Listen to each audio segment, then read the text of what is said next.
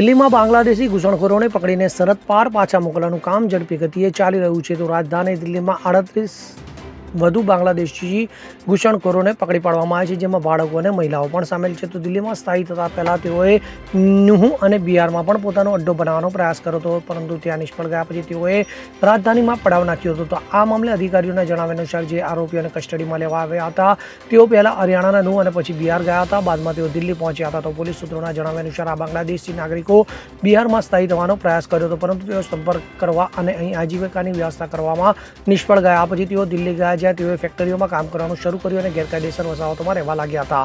તો અત્યાર સુધીમાં સેંકડો બાંગ્લાદેશીઓને પકડવામાં આવ્યા છે. તો ઘણાને બાંગ્લાદેશ પાછા મોકલવામાં આવ્યા છે. તો આ લોકોની ધરપકડથી આવા ઘણા નેટવર્કોનો પણ ખુલાસો થયો છે, જે ઘૂસણખોરોને નકલી આધાર સહિત અનેક પ્રકારના દસ્તાવેજો પૂરા પાડે છે. Bureau report CN24 news. હવે જુઓ દેશ દુનિયાની તમામ ખબરો તમારી આંગળીના ટેરવે.